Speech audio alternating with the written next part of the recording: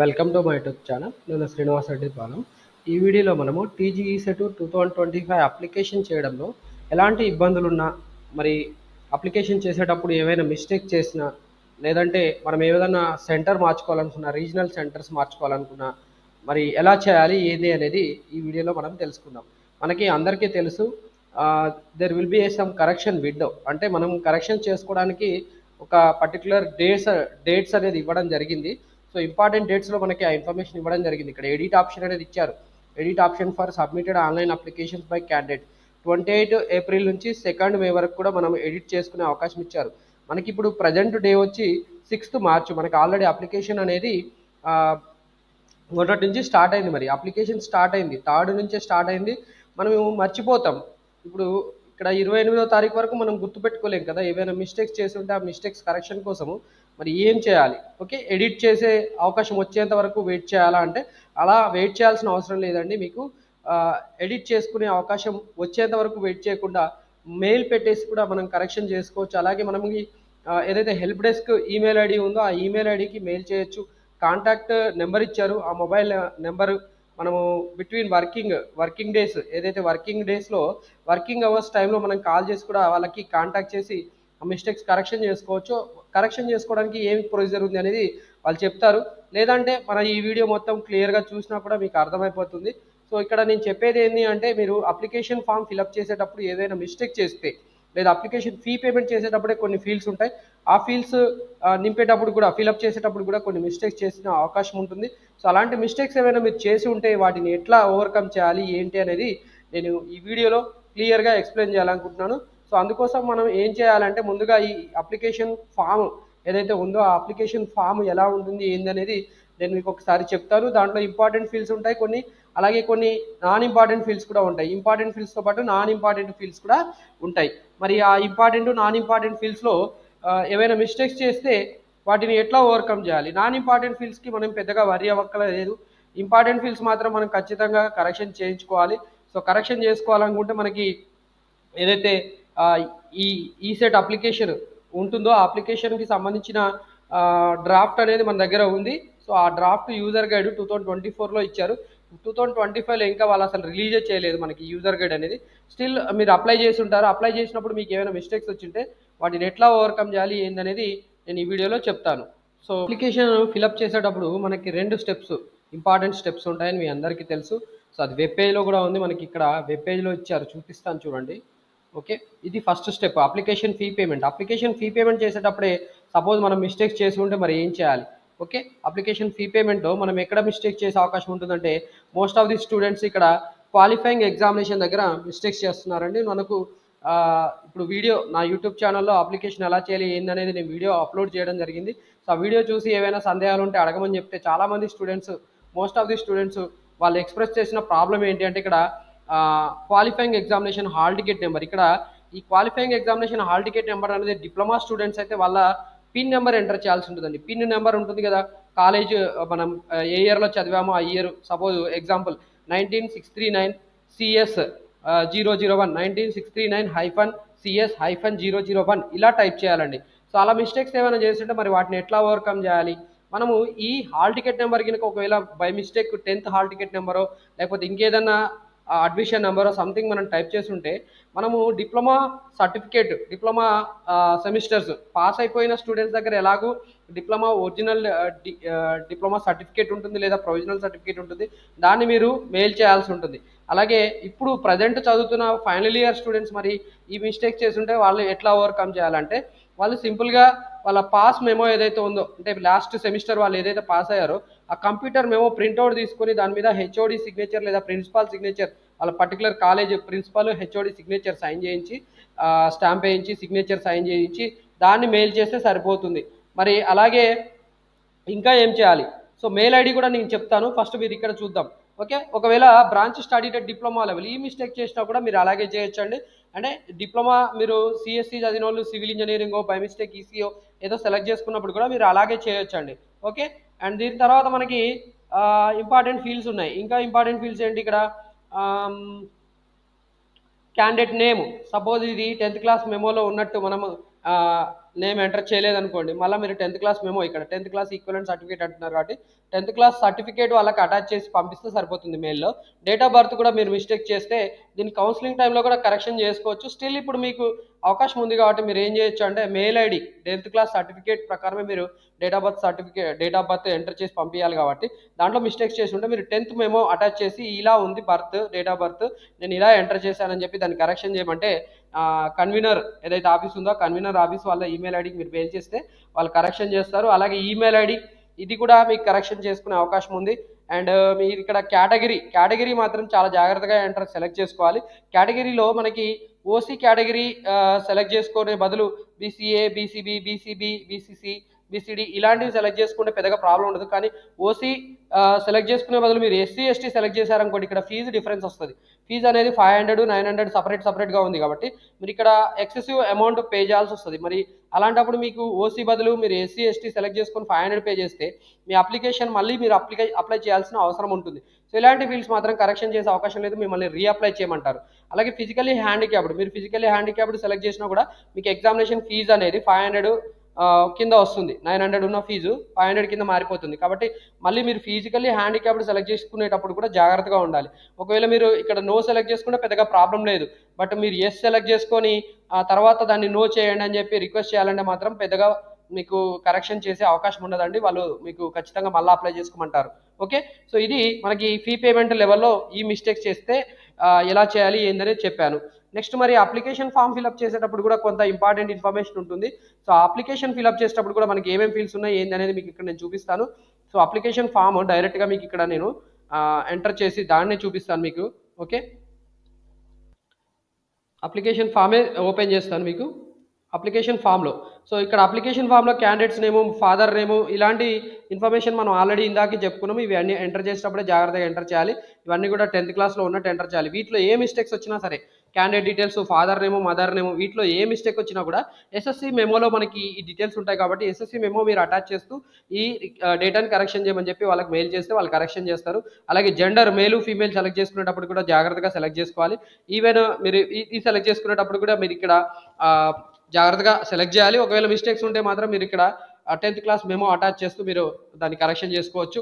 And birth state, birth district ఇవి ఎలాగో మీరు ప్రాపర్గా సెలెక్ట్ చేస్తారు. ఎందుకంటే ఇక్కడ మనకి తెలంగాణ, అదర్ దాన్ తెలంగాణ ఇంత మాత్రమే వస్తుంది. ప్రజెంట్ 2025లో మనకి ఓన్లీ తెలంగాణ స్టూడెంట్స్ మాత్రమే లోకల్ అవుతారు, మిగతా వాళ్ళంతా నాన్ లోకల్ అవుతారు. కాబట్టి మీరు ఇక్కడ డిస్ట్రిక్ట్ సెలెక్ట్ చేసుకునేటప్పుడు కూడా పెద్దగా వరి అవ్వాల్సిన అవసరం లేదు. ఒకవేళ మీరు ఆధార్ కార్డ్ నెంబర్ ఎంటర్ చేయడం, ఇక్కడ ఆధార్ కార్డ్ నెంబర్ మ్యాండేటరీ ఏం కాదు. ఒకవేళ మీరు ఎంటర్ చేస్తే కూడా దాన్ని కూడా కరెక్షన్ చేసుకోవచ్చు. కరెక్షన్ చేయకపోయినా పెద్దగా నష్టం ఏమి ఉండదండి. ఓకే, కేటగిరీ సెలెక్ట్ చేయడం గురించి మీకు ఆల్రెడీ చెప్పాను. ఈ కేటగిరీ ఫీ పేమెంట్ లెవెల్లోనే మనకి సెలెక్ట్ అయ్యి వస్తుంది. సో ఇది మళ్ళీ మనం అప్లికేషన్ లెవెల్లో మార్చుకోవడానికి పెద్దగా ఏం అవకాశం ఉండదు. ఓకే, అప్లికేషన్ సెలెక్ట్ చేసేటప్పుడు ఇక్కడ బై డిఫాల్ట్ అది సెలెక్ట్ అయ్యి వస్తుంది. క్యాస్ట్ కూడా మనం అప్రోప్రియేట్గా సెలెక్ట్ చేసుకోవాలి. క్యాస్ట్ కరెక్షన్లో కూడా మనకి క్యాస్ట్ సర్టిఫికేట్ అటాచ్ చేస్తూ వాళ్ళకి పంపించాల్సి ఉంటుంది. ఓకే, ఒకవేళ మీరు క్యాస్ట్ ఇన్కరెక్ట్గా సెలెక్ట్ చేసుకుంటే క్యాస్ట్ సర్టిఫికేట్ ప్రకారం మీరు ఎంటర్ చేయాలి. కాబట్టి క్యాస్ట్ సర్టిఫికేట్ అటాచ్ చేసి మీరు కరెక్షన్ కోసం రిక్వెస్ట్ చేయవచ్చండి. అండ్ స్పెషల్ రిజర్వేషన్ కేటగిరీగా మీకు స్పెషల్ రిజర్వేషన్ కేటగిరీ ఉంటే మీరు స్పెషల్ రిజర్వేషన్ కేటగిరీ కౌన్సిలింగ్ టైంలో కూడా పొందవచ్చు. ఇప్పుడు మీకు పెద్దగా యూజ్ ఏమి ఉండదు. అప్లికేషన్ లెవెల్లో మీరు ఈ పర్టికులర్ కేటగిరీ సెలెక్ట్ చేసుకోకపోయినా పెద్దగా ఏమి యూజ్ ఉండదండి. బట్ కౌన్సిలింగ్ టైంలో మాత్రం మీరు ఖచ్చితంగా ఈ సర్టిఫికేట్స్ అనేవి సబ్మిట్ చేయాల్సి ఉంటుంది. అండ్ లోకల్ ఏరియా అనేది మనం 10th క్లాస్ ఇప్పుడు మనం డిప్లొమా స్టూడెంట్ కాబట్టి మనకి డిప్లొమా నుంచి బ్యాక్ 7 years చూసుకోవాలి. ఆ డిప్లొమా నుంచి బ్యాక్ 7 yearsలో మనకి ఎక్కువగా ఏ ప్లేస్లో చదివామో అదే మనకి లోకల్ ఏరియా కింద వస్తుంది. మన తెలంగాణలో మాత్రం ఓయూ లోకల్ ఏరియా వస్తుంది. ఇంతకుముందు ఏయూ, ఎస్వియు, నాన్ లోకల్ ఇలా ఉండేవి. Present OU and non local మాత్రమే మీకు అప్లికేషన్ ఫామ్లో చూపిస్తాడు. మిగతా ఈ ఏయూ, ఎస్వియు ఉండవు. కాబట్టి ఇది మీకు పెద్దగా వరి అవ్వాల్సిన అవసరం లేదు తెలంగాణ స్టూడెంట్స్ అయితే. మిగతా వాళ్ళు మాత్రం ఖచ్చితంగా ఇక్కడ వాళ్ళు సెలెక్ట్ చేసుకోవాల్సింది ఏంటంటే వాళ్ళు తెలంగాణలో చదవకపోతే నాన్ లోకల్ సెలెక్ట్ చేసుకోవాల్సిన అవకాశం అండ్ అవసరం కూడా ఉందండి.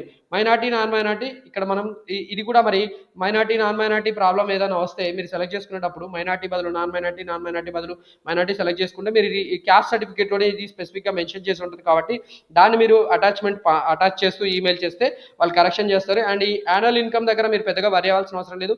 యాన్యువల్ ఇన్కమ్ మీరు ఎంత సెలెక్ట్ చేసుకున్నా క్యాస్ట్ కౌన్సిలింగ్ టైంలో మాత్రమే మీకు క్యాస్ట్ని బట్టి ఈ ఇన్కమ్ రేంజ్ అనేది డిసైడ్ చేసి మీకు ఫీజు రింబర్స్మెంట్ ఇస్తారు. కాబట్టి ప్రజెంట్ మీరు పెద్దగా దీని గురించి వరి అవ్వాల్సిన అవసరం కూడా లేదు.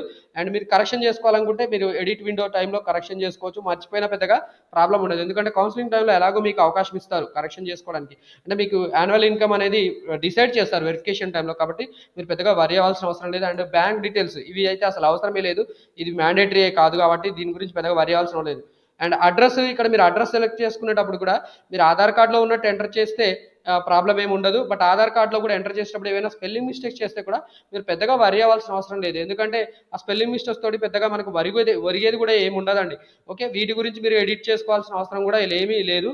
అండ్ ఎడిట్ చేసినా ఎడిట్ చేయకపోయినా దీనివల్ల మనకి పెద్దగా వచ్చేది కూడా ఏమీ ఉండదు. కౌన్సిలింగ్లో మనకి ఈ ఆధార్ కార్డు మళ్ళీ తీసుకుంటారు, దానివల్ల కూడా పెద్దగా ఏమి యూజ్ ఉండదు. మీరు ఎక్కడ రిసైడ్ చేస్తున్నా కూడా మీరు అడ్రస్ అక్కడదే ఇవ్వచ్చు. ఓకే, తెలంగాణలోని వాళ్ళు తెలంగాణలోనే ఇవ్వాలని ఏం లేదు. మీరు ప్రజెంట్ ఎక్కడ ఉంటే అక్కడ అడ్రస్ కూడా ఇవ్వచ్చు. దీనివల్ల మనకు అసలు ఏమీ యూజ్ కూడా లేదు. ఎందుకంటే కౌన్సిలింగ్ టైంలో దీన్ని పెద్దగా పట్టించుకోరు యాక్చువల్లీ. అండ్ క్వాలిఫైయింగ్ ఎగ్జామినేషన్, ఇక్కడ మీరు ఈ పర్టికులర్ క్వాలిఫైయింగ్ ఎగ్జామినేషన్ దగ్గర మాత్రం మీరు ఫీ పేమెంట్ చేసేటప్పుడు ఈ పర్టికులర్ ఇన్ఫర్మేషన్ సెలెక్ట్ చేసుకుంటారు. కాబట్టి అక్కడే మీరు జాగ్రత్తగా సెలెక్ట్ చేసుకోవాలి. ఒకవేళ మీరు బ్రాంచ్ స్టడీ డిప్లొమా లెవెల్ అనేది సరిగ్గా సెలెక్ట్ చేసుకోకపోతే మాత్రం మీరు డిప్లొమా సర్టిఫికేట్ అని అటాచ్ చేసేసి వాళ్ళకి పంపిస్తే వాళ్ళు కరెక్షన్ చేస్తారు. Okay, you need not worry about that particular information. మీరు జాగ్రత్తగా ఇది సెలెక్ట్ చేయాలి. ఒకవేళ మీరు ఇన్ఫర్మేషన్ కరెక్ట్గా ఎంటర్ చేయకపోయినా కూడా మళ్ళీ మీరు డిప్లొమా సర్టిఫికేట్ అటాచ్ చేసి వాళ్ళకి పంపించేసి దీన్ని కరెక్షన్ చేసుకోవడానికి కూడా అవకాశం ఉంటుంది. ఇక్కడ మీరు year of appearing, year of passing, ఈ ఆల్ ఇన్ఫర్మేషన్ మీరు ఆల్రెడీ పాస్ అయి ఉంటే దీన్ని కరెక్షన్ చేసుకోవడానికి డిప్లొమా సర్టిఫికేట్ పంపించేసి దీన్ని కరెక్షన్ చేసుకోవచ్చు. అండ్ ఈవెన్ మనకి కౌన్సిలింగ్ టైంలో కూడా ఈ ఇన్ఫర్మేషన్ వాళ్ళు ఎడిట్ చేసే అవకాశం ఇస్తారు. అండ్ ఎస్ఎస్సి ఇన్ఫర్మేషన్ కూడా ఎస్ఎస్సి సర్టిఫికేట్లో ఉన్నట్టు మీరు ఎంటర్ చేయకపోతే ఒకవేళ కరెక్షన్ కావాలనుకుంటే మీరు మళ్ళీ ఈ ఇన్ఫర్మేషన్ కోసం ఎస్ఎస్సి మెమో అనేది అటాచ్ చేస్తూ అప్డేట్ చేయమని చెప్పి మీరు రిక్వెస్ట్ చేయొచ్చు. అండ్ తర్వాత మీరు ఇక్కడ ఇంటర్మీడియట్ 10+2 చదివారా లేదా అనేది అడుగుతున్నాడు. దాంతో పెద్దగా ఏం అవకాశం లేదు. అండ్ ప్లేస్ ఆఫ్ స్టడీ ఇది కూడా మీరు కరెక్షన్ చేసుకోవచ్చు. ప్లేస్ ఆఫ్ స్టడీలో కూడా మీరు బోనాఫైడ్ సర్టిఫికేట్స్ అన్నీ కూడా మీరు పంపించేసి వాళ్ళకి మీరు ఏ క్లాసు ఏ స్కూల్లో చదివారు, ఏ డిస్ట్రిక్ట్లో చదివారు అనే దాన్ని బట్టి మీకు ఇక్కడ ప్లేస్ ఆఫ్ స్టడీ అనేది డిసైడ్ అవుతుంది. కాబట్టి బోనాఫైడ్ సర్టిఫికేట్స్ మీరు అటాచ్మెంట్ చేసేసి వాటిని కరెక్షన్ చేయమని చెప్పి మీరు రిక్వెస్ట్ చేయొచ్చు. మీరు ఏ పర్టికులర్ ఇన్ఫర్మేషన్ అప్డేట్ చేయాలనుకుంటే ఆ పర్టికులర్ సర్టిఫికేట్ అనేది ప్రూఫ్గా అడుగుతారండి. సో అదొకటి మీరు ఇక్కడ జాగ్రత్తగా గుర్తుపెట్టుకోవాలి. అండ్ రీజనల్ సెంటర్స్ ప్రిఫరెన్స్ ఒకవేళ మీరు మార్చుకోవాలనుకుంటే ప్రజెంట్ అయితే వాళ్ళు ఎడిట్ చేసే అవకాశం ఉండకపోవచ్చు.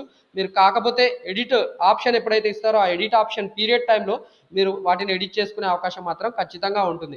అండ్ ఫోటో అండ్ సిగ్నేచర్స్ మీరు అప్లోడ్ చేసేటప్పుడు జాగ్రత్తగా అప్లోడ్ చేయండి. అండ్ ఈ ఇన్ఫర్మేషన్ కూడా మీరు అప్డేట్ చేసుకోవాలనుకుంటే ఎడిట్ అవకాశం ఇచ్చినప్పుడు ఎడిట్ చేసుకునే అవకాశం ఉంటుంది. అండ్ ఈ ఇన్ఫర్మేషన్ మీకు యూస్ఫుల్ అవుతుందనే వీడియో చేయడం జరిగింది. మరి ఇప్పటిదాకా చెప్పిన ఈ ఇన్ఫర్మేషన్ అంతా కూడా మనం ఏ ఈమెయిల్ ఐడికి పంపించాలి. ఓకే, సో ఈమెయిల్ ఐడి అనేది మనకి ఇక్కడ ఇవ్వడం జరిగింది. ఆ ఈమెయిల్ ఐడికి పంపిస్తే వాళ్ళు అప్డేట్ చేస్తారండి. సో మనకి ఇక్కడ కాంటాక్ట్ అజ్ అని ఒక ట్యాబ్ ఉంది. ఈ కాంటాక్ట్ అజ్లో మనకి పర్టికులర్ ఈ సెట్ ఆఫీస్ అనేది అడ్రస్ కూడా ఇవ్వడం జరిగింది, లొకేషన్తో సహా ఇవ్వడం జరిగింది. హైదరాబాద్ చుట్టుపక్కల ఉన్న వాళ్ళైతే హైదరాబాద్ సరౌండింగ్ కాలేజ్, పాలిటెక్నిక్ కాలేజ్లో చదువుకునే స్టూడెంట్స్ అయితే వాళ్ళు అక్కడికే వెళ్ళి డైరెక్ట్గా వాటిని అప్డేట్ చేయించుకోవచ్చు. సర్టిఫికేట్ ప్రూఫ్ చూపించేసి అక్కడే డైరెక్ట్గా ఆఫ్లైన్లోనే మనకి కరెక్షన్ చేసేస్తారు. ఒకవేళ మీరు ఆన్లైన్లో ఎడిట్ చేసుకోవాలనుకుంటే మాత్రం ఇక్కడ ఈ ఈమెయిల్ ఐడి ఉంది కదా, desktgeset@gmail.com, desktgeset@gmail.com, దీనికి ఈమెయిల్ పంపడం ద్వారా మీరు కరెక్షన్ చేసుకోవచ్చు. అండ్ ఆల్సో మీరు ఒకవేళ క్లారిఫికేషన్ కావాలనుకుంటే మీరు మొబైల్ నెంబర్ కూడా ఇవ్వడం జరిగింది. ఆ మొబైల్ నెంబర్ వచ్చి ఇక్కడ ఫోన్ నెంబర్ ఇగో 8179979584, 8179979584. దీనికి మీరు మెసేజ్ పంపేసి 10 AM టు మెసేజ్ కాదండి, ఈమెయిల్ కాల్ చేయాల్సి ఉంటుంది. ఈ నెంబర్కి కాల్ చేయాలి. 10 AM to 5 PM మీరు కాల్ చేసేసి వాటిని మీరు అప్డేట్ చేయించుకోవచ్చు. ఓకే, లేదంటే వాళ్ళు ఎలా చేయాలి, ఏ డాక్యుమెంట్స్ ఏ ఫీల్డ్ అప్డేట్ చేయడానికి ఏమేమి కావాలి అనేది చెప్తారు. నేను ఆల్రెడీ చెప్పాను. బట్ స్టిల్ మీకు నమ్మకం లేకపోతే మాత్రం మీరు ఈ మొబైల్ నెంబర్కి కాల్ చేసేసి కూడా ఇలాంటి ఇన్ఫర్మేషన్ అప్డేట్ చేయాలనుకుంటే దానికోసం నేను ఏం చేయాలి, ఏ సర్టిఫికేట్ పంపించాలని చెప్తే కూడా వాళ్ళు క్లారిటీగా చెప్తారు. మనకి ఇక్కడ పైన కూడా ఇచ్చారు చూడండి, పైన కూడా ఈ రిబ్బన్లో ఇచ్చారు. సో ఇదే మనకి ఇక్కడ సండేస్, పబ్లిక్ హాలిడేస్లో మాత్రం మనకి ఆఫీస్ అనేది వర్కింగ్లో ఉండదు. కాబట్టి మీరు ఆ డేస్లో మీరు కాల్ చేయకపోవడం ఉత్తమం. మిగతా వర్కింగ్ అవర్స్లో కాల్ చేస్తే ఖచ్చితంగా వాళ్ళు మీకు రిక్వైర్డ్ ఇన్ఫర్మేషన్ అనేది ప్రొవైడ్ చేస్తారు, మీరు అప్డేట్ చేయాలి. అలాగే అప్లై చేసేటప్పుడు చాలామంది స్టూడెంట్స్కి కొన్ని సర్టిఫికేట్స్ ఉండవండి. వాళ్ళ దగ్గర సర్టిఫికేట్స్ లేవు కాబట్టి వాళ్ళు అప్లై చేయాలా చేయొద్దా అనే సందేహంలో ఉంటారు. సో అలాంటి సందేహాలు కూడా ఇప్పుడు నేను ఇక్కడ చెప్పాలనుకుంటున్నాను. కొన్ని సర్టిఫికేట్స్ మచ్చుకి మనకి ఇన్కమ్ సర్టిఫికేట్ ఇప్పుడు 2025లో ఇన్కమ్ సర్టిఫికేట్ చాలామంది స్టూడెంట్స్కి అవసరం పడి ఉండకపోవచ్చు. అండ్ ఆల్సో అప్లై చేయాల్సిన అవసరం ఉందా, అప్లై చేయాల్సిన అవసరం లేదా, ఈ ఇన్కమ్ సర్టిఫికేట్ అనేది కూడా తెలియక చాలామంది స్టూడెంట్స్ ఇన్కమ్ సర్టిఫికేట్ తీసుకుని ఉండకపోవచ్చు. వాళ్ళ దగ్గర 2024 ఇన్కమ్ సర్టిఫికేట్ ఉంటుంది, లేకపోతే అంతకు ముందుది ఉంటుంది. మరి ఇప్పుడు మనం 2025లో అప్లికేషన్ చేస్తున్నాం కాబట్టి 2025 ఇన్కమ్ సర్టిఫికేట్ మనం అప్లై చేయాలా వద్దా? ఓకే, ఆ ఇన్కమ్ సర్టిఫికేట్ ఫీల్డ్ అనేది మనకి ఇక్కడ కనిపిస్తుంది. సో మనకి ఫీజు రీంబర్స్మెంట్ డిసైడ్ చేసే ఫ్యాక్టర్ వచ్చి ఇన్కమ్ సర్టిఫికేట్. ఈ ఇన్కమ్ సర్టిఫికేట్ రేంజ్ అనేది మనకి ఇక్కడ అప్లికేషన్లో అడుగుతాడు. సో ఆ ఇన్కమ్ సర్టిఫికేట్ రేంజ్ అనేది బిలో 1 lakh ఉందా, 1 to 2 lakhs ఉందా, మోర్ దెన్ 2 lakhs ఉందా అని చెప్పి మనకి ఇక్కడ ఇన్కమ్ సర్టిఫికేట్ రేంజ్ అనేది అప్లికేషన్లో అడుగుతాడు. సో అప్లికేషన్లో ఈ ఇన్ఫర్మేషన్ అడిగినప్పుడు మరి ఆ ఇన్ఫర్మేషన్ మన దగ్గర లేదు కాబట్టి మనము ఎలా అప్లై చేయాలి, ఎలా ఎంటర్ చేయాలి ఇన్ఫర్మేషన్. మరి ఇక్కడ చూడండి, మీకు ఇక్కడ కనిపిస్తుంది, ఇక్కడ జస్ట్ ఇది స్టార్ మార్క్ ఫీల్డ్ ఉంది. అంటే మీరు ఏదో ఒకటి ఇక్కడ సెలెక్ట్ చేసుకోవాలి.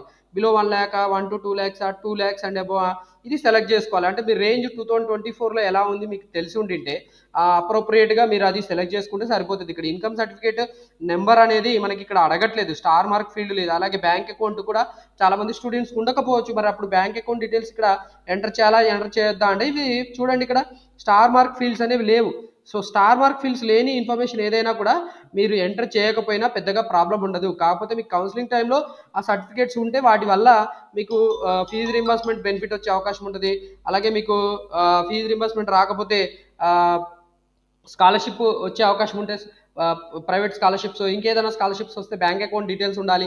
కాబట్టి ఆ ఇన్ఫర్మేషన్ అప్పటికప్పుడు మీరు తెచ్చుకుంటే సరిపోతుందండి. సో ఆ ఇన్ఫర్మేషన్ కోసం మీరు పెద్దగా ఇప్పుడు అప్లికేషన్ టైంలో వర్రీ అవ్వాల్సిన అవసరం లేదు. మీ దగ్గర ఏవైతే స్టార్ మార్క్ ఫీల్డ్స్ ఇక్కడ అడుగుతున్నాడో ఆ స్టార్ మార్క్ ఫీల్డ్స్ మాత్రం మీరు ఖచ్చితంగా యాక్యురేట్గా ఇన్ఫర్మేషన్ ఎంటర్ చేయండి. ఈవెన్ మిస్టేక్స్ చేసినా కూడా మనకి ఎడిట్ టైంలో అవకాశం ఉంది కాబట్టి అప్పుడు కూడా మీరు ఎంటర్ చేసుకోవచ్చు. సో డోంట్ వర్రీ, ఇప్పుడు ప్రజెంట్ మీరు తొందరగా అప్లై చేసుకోండి. సో దట్ మీరు కోరుకున్న రీజనల్ సెంటర్ వచ్చే అవకాశం ఉంటుంది. మీరు లేట్ చేసిన కొద్దీ ఆ రీజనల్ సెంటర్స్లో స్లాట్స్ అనేవి ఫిల్ అయిపోతాయి. లాస్ట్లో మీకు హైదరాబాద్లో మాత్రమే ఖచ్చితంగా ఎక్కువగా మనకి సెంటర్స్ ఉంటాయి కాబట్టి ఎగ్జామినేషన్ సెంటర్స్ అక్కడ మాత్రమే ఇచ్చే అవకాశం ఉంటుంది. అందుకని చెప్పి మీరు ఇప్పుడే జాగ్రత్త పడండి, తొందరగా అప్లై చేసుకోండి. మీ దగ్గర ఎంత యాక్యురేట్ ఇన్ఫర్మేషన్ ఉంటే అంత యాక్యురేట్ ఇన్ఫర్మేషన్ తోటి ఇప్పుడు అప్లై చేసుకోండి. అండ్ ఎక్కడైతే ఇంపార్టెంట్ ఫీల్డ్స్ ఉన్నాయో ఆ ఇంపార్టెంట్ ఫీల్డ్స్ ఎంటర్ చేసేటప్పుడు మాత్రం 1-2 సార్లు ఆలోచించి ఆ ఇన్ఫర్మేషన్ ఎంటర్ చేయండి. తద్వారా మీ ఈసెట్ అప్లికేషన్ ఖచ్చితంగా మీరు మిస్టేక్స్ లేకుండా చేయగలుగుతారు. సో ఇన్ఫర్మేషన్ మీకు నచ్చింది అనుకుంటున్నాను. నచ్చితే ఖచ్చితంగా వీడియో లైక్ చేయండి, అలాగే వేరే వాళ్ళకి కూడా షేర్ చేయండి. ఈ ఇన్ఫర్మేషన్ మీకు నచ్చితే ఖచ్చితంగా మన యూట్యూబ్ ఛానల్ సబ్స్క్రైబ్ చేసుకోని కూడా మిమ్మల్ని కోరుతున్నాను. Wish you all the best for your ECET application, ECET examination and also for your BTech career. Okay, engineering career and మనకి బీ ఫార్మసీ స్టూడెంట్స్ కూడా ఉన్నారు, బీ ఫార్మసీ డి ఫార్మసీ చేసే స్టూడెంట్స్ కూడా ఉన్నారు. కాబట్టి వాళ్ళకు కూడా all the best for their respective careers అండి. Thank you once again.